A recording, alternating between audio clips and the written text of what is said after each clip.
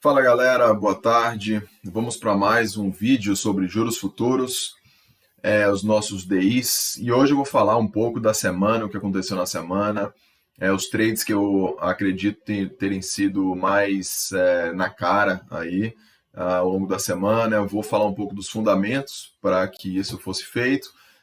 E gráfico, então, unindo as duas estratégias, como eu sempre falo, os trades da semana que dava para ter sido feitos unindo os fundamentos ao gráfico. Então, vamos lá. Bom, primeiro eu vou começar mostrando aqui o gráfico de 60 minutos do FACA 23, do DI1F23, que é o juro de janeiro de 2023. Então, vamos lá. No dia, esse gráfico aqui do meio é de 60 minutos, esse gráfico aqui é o do diário, tá? Então percebam que no diário o que é que ele fez aqui? Ele veio aqui, ele tocou os 6,80, tá? Ele voltou, ele brigou aqui entre março e abril, depois ele caiu aqui, parou no 6,15. E aqui no 6,15, pessoal, eu faço questão de frisar essa parte de fundamento, né? Se você entende o que está por detrás dos movimentos. Quando bateu nessa área aqui, inclusive eu ressaltei bastante nesse período, que dificilmente eu achava que esse juro iria para menos de 6,10 por conta de que a inflação acumulada nos últimos 12 meses era 6,10, é 6,10, né? Então, eu achava que esse aqui era meio que o piso, mas, obviamente, que a gente tem que ter uma confirmação de fluxo aqui ou de gráfico para entrar junto, porque, às vezes, o mercado é irracional, então não adianta você ter o fundamento, o mercado pode ir contra você. Então, aqui, de fato, ele começou a fazer alguns candles de reversão, deixar alguns dojis, inclusive a gente falou até hoje isso na sala, e aí ele começou a subir, né? Ele começou a subir aqui, eu não lembro exatamente qual foi o driver, mas tocou de novo 6,80 lá e caiu um pouco. Agora ele está mais ou menos no 6,50, enfim, estava no 6,50 e pouco. Bom, então esse é o cenário macro, né, do FACA 23, do EF 23, e aqui a gente vai para o gráfico de 60 minutos. No gráfico de 60 minutos, isso que eu acabei de mostrar para vocês, ele caiu aqui, parou aqui no 6,56. E aí, perceba que isso aqui foi semana passada, tá? Nessa semana, quando começou a semana, eu até mandei um áudio lá para o pessoal do grupo, o pessoal do curso da nossa sala, falando que me chamou a atenção o relatório Focus da semana, aumentando a projeção da inflação, do crescimento do Brasil e da projeção da Selic para 2022. Aumentou basicamente de 5,50 para 5,75 a meta Selic, a Selic, né? 25 bases, aumentou de cara, de uma semana para outra, e a inflação, não lembro exatamente os valores, mas aumentou também a inflação, e foi bastante, e aumentou o crescimento do Brasil. Com isso, eu imaginei que o juro curto, já vinha falando que o juro curto iria ficar pressionado, principalmente por conta da inflação acumulada nos últimos 12 meses, e eu achava que com isso podiam tomar juro curto. E eu até falei que um trade a ser feito possivelmente era um flattening, que é o juro curto subir mais do que o longo. Então seria comprar um juro curto aqui, o 23, ou o N22, ou o N23, ou o F23, e vender algum juro mais longo. Enfim, fazer uma operação travada ali financeiramente.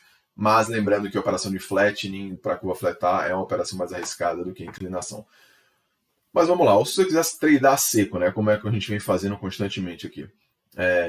Percebam que aqui, esse gráfico de 60 minutos que eu estou mostrando para vocês, essa média aqui de azul é a média de 20 períodos. Ela vinha aqui decrescendo, caindo.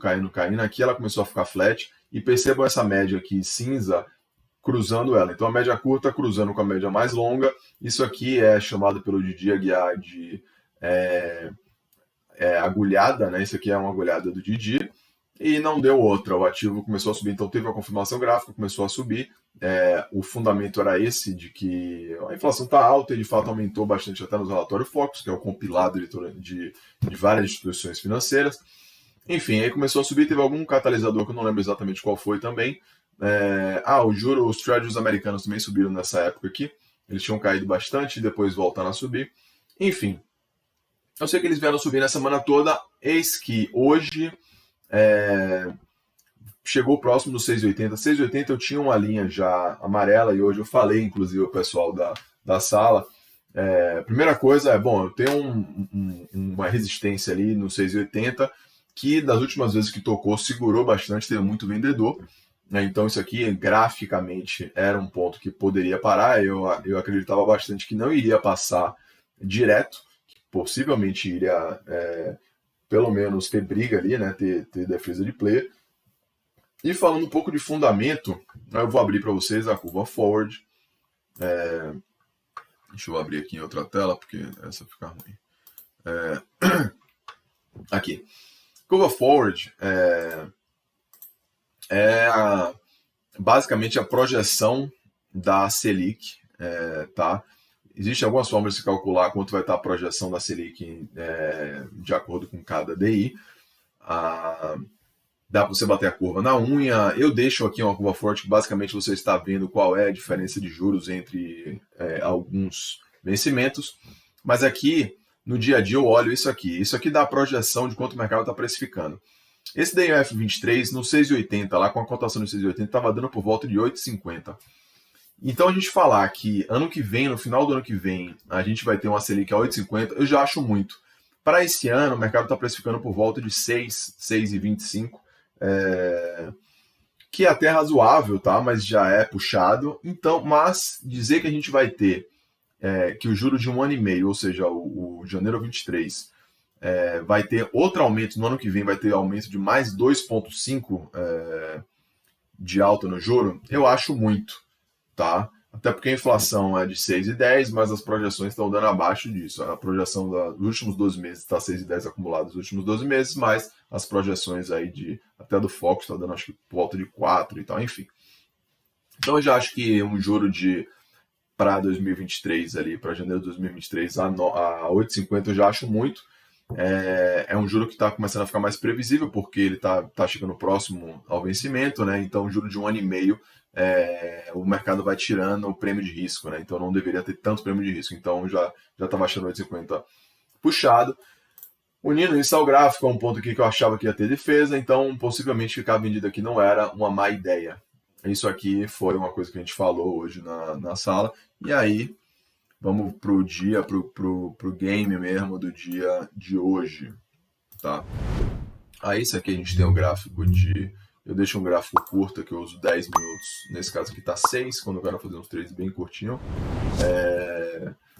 E aí percebam que o mesmo gráfico que eu mostrei para vocês nos 60 minutos aqui, ele tá no 15 minutos, tá dessa forma. Ele abriu aqui a semana, ele começou, percebam que o gráfico ele avisa antes, né? Então aqui ele deu aquela agulhada lá nos 60 minutos aqui também, e a média de 20 virou para cima, essa média azul é a de 20 períodos, ela ficou praticamente sempre aqui numa crescente, virada para cima, ascendente, né?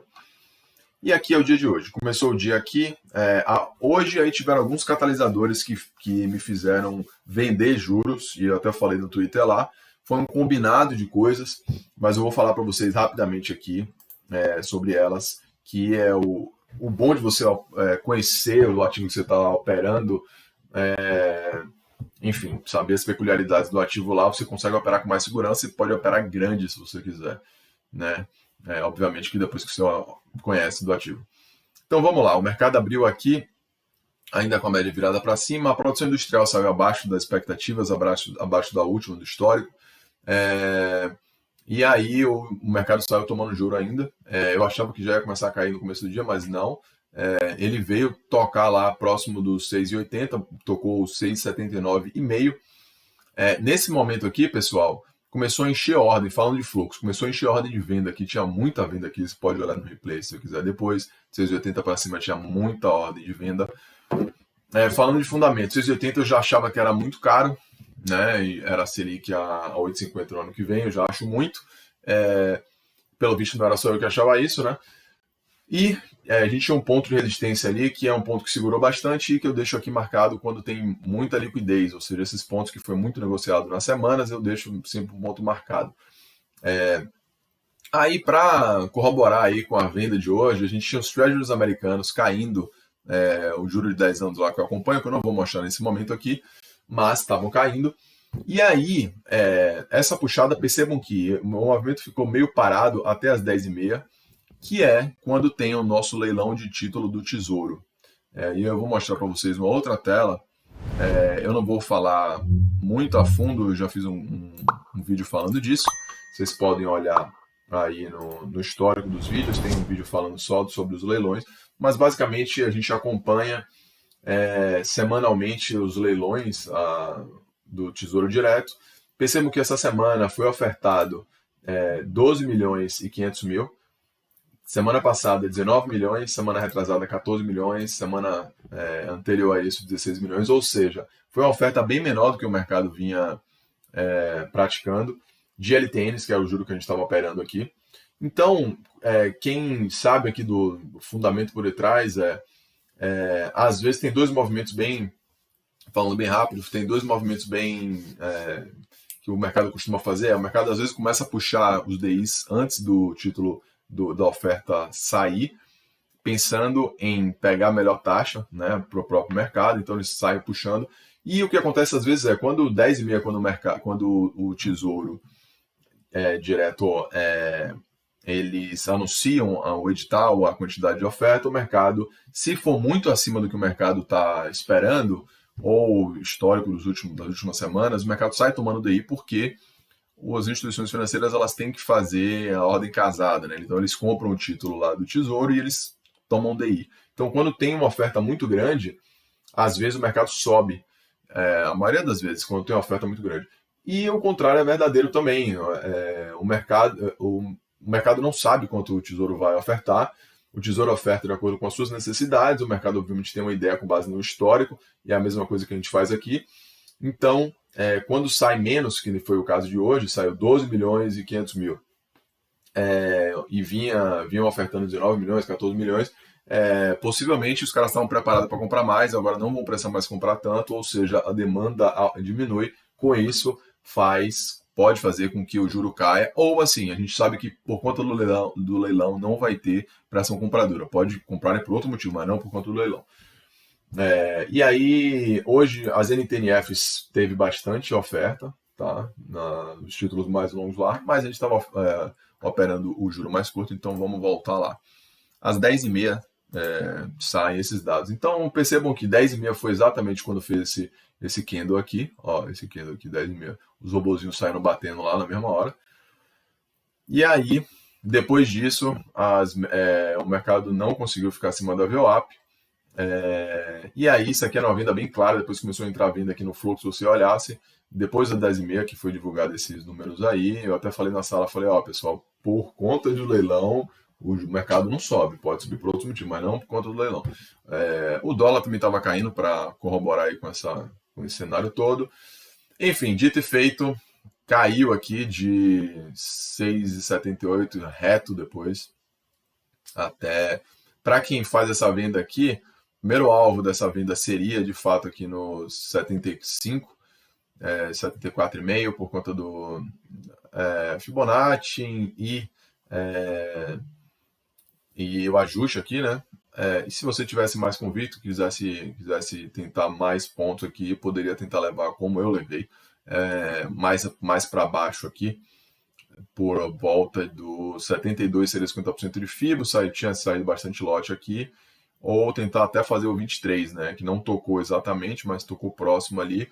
Aqui pelo fluxo dava para ver que no 73, se não me engano, com 72,5 começou a ter bastante defesa.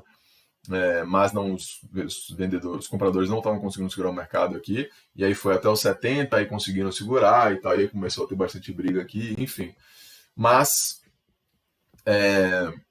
foi uma venda muito tranquila, e aí assim, eu comecei a vender no 78, 79, se não me engano, e aí obviamente que eu girei bastante aqui a posição, mas